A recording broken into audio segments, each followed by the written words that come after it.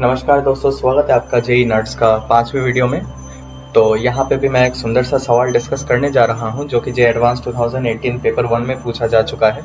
इसके पहले कि मैं आगे बढ़ूँ, आप ये सब्सक्राइब वाला बटन दबा दीजिए ताकि आपका ऐसा हर एक वीडियोस का नोटिफिकेशन आता रहे। तो चलिए प्रॉब्लम देख लेते हैं और ये भी देखते हैं कि एक अलग सा पर्सपेक्टिव से इसका सोल्यूशन किया जा सकता है यानी। तो सवाल में बोले हैं कि let A and B be two unit vectors such that A dot B is 0।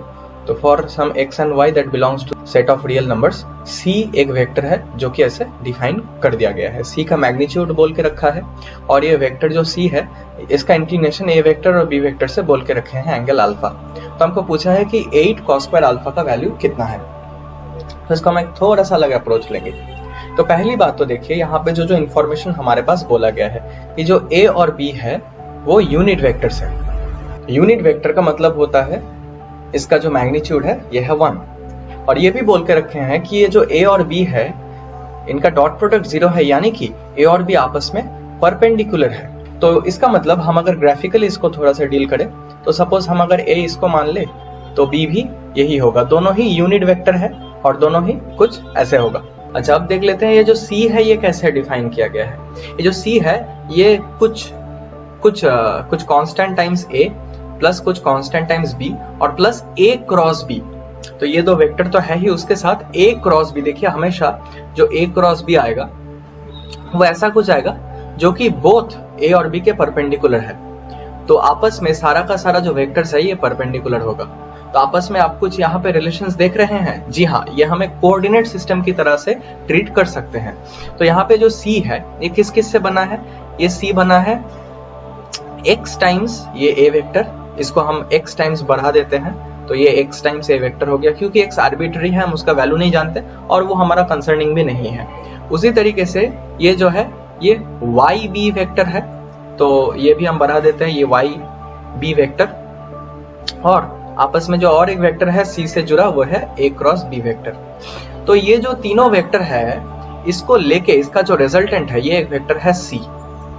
इसका प्रॉपर्टी क्या है? ये a और b से सेम एंगल पे इंक्लाइंड है। तो इसी इंफॉर्मेशन का हम यूज लगातार करेंगे दोस्तों।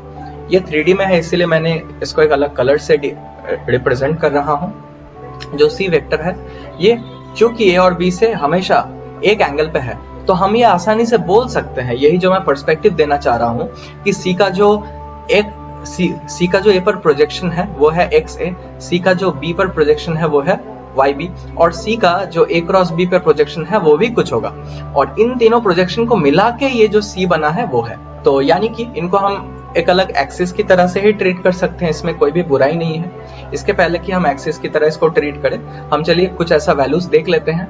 यानी कि अगर हम ऐसा बोलेंगे तो ये जो c cos अल्फा यही है जो प्रोजेक्शन है x एक्सिस के ऊपर, यानी कि x टाइम्स ये a वेक्टर का वैल्यू जो कि 1 है, ऐसे हम लिख सकते हैं। तो चूंकि c का वैल्यू ऑलरेडी दे के रखा है हमारे पास 2, तो ये हमारे पास x का जो वैल्यू आया ये आया 2 cos अल्फा के बराबर। अब ध्यान से नोट कीजिए, मैं फिर से करूंगा। देखिए इसका जो भी इस b वेक्टर के ऊपर इसका जो भी प्रोजेक्शन है वही ये yb का मैग्नीट्यूड के बराबर होगा, क्योंकि इन्हीं से बनता है ये वेक्टर। तो उसी तरीके से c cos alpha is equal to y times b का मैग्नीट्यूड होगा, क्योंकि यही होता है प्रोजेक्शन। अब b का मैग्नीट्यूड चूंकि 1 है तो हमारे पास जो y का वैल्यू आता है c को 2 रिप्लेस करके वो भी 2 cos अल्फा ही होता है। तो अब देखते हैं, अब x और y का वैल्यू अल्फा की टर्म्स में आ गया। अब हमारे पास जो ये c का वैल्यू उसको निकालना है। तो आप देख सकते हैं कि हम ऐसे बोल सकते हैं कि c का जो वैल्यू होगा उसका स्क्वायर ये इन सभी के स्क्वायर के बराबर होगा। ये एक 3 डायमेंशन में पिथागोरियन थ्योरम का एक्सटेंशन है। तो ये x a का whole square plus y b का whole square plus a cross b का होल स्क्वायर।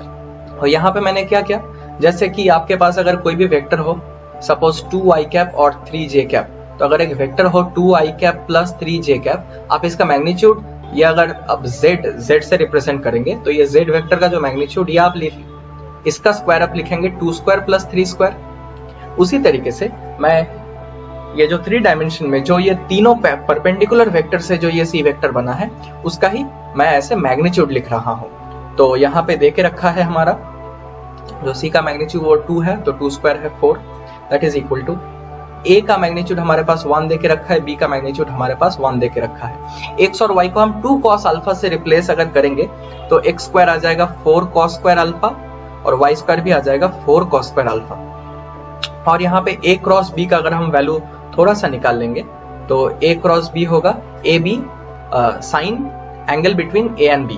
तो a और b में एंगल तो 90 डिग्री है, तो पूरा a क्रॉस b का वैल्यू होगा 1। चूंकि ये a का मैग्नीट्यूड 1 है, b का मैग्नीट्यूड 1 है और जो साइन 90 जो a और b में एंगल है वो भी 1 है, तो 1 स्क्वायर तो 1 ही होगा। हमारे पास यहां से सिंपली आ जाता है 4 cos square alpha 4 cos square alpha यानी कि 8 cos square alpha is equal to, तो 8 cos स्क्वायर अल्फा का वैल्यू हमारे पास डायरेक्टली आ जाता है 3।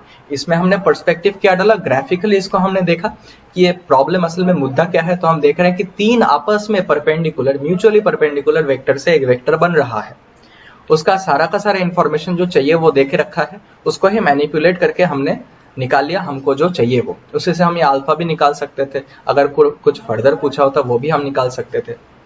इतना ही आसान था ये, और यही मैं दिखाना चाह रहा था। तो आशा करता हूँ आपको ये वीडियो पसंद आया और आपको समझ में आया। अगर आपको ना आए तो प्लीज कमेंट करके बताइए।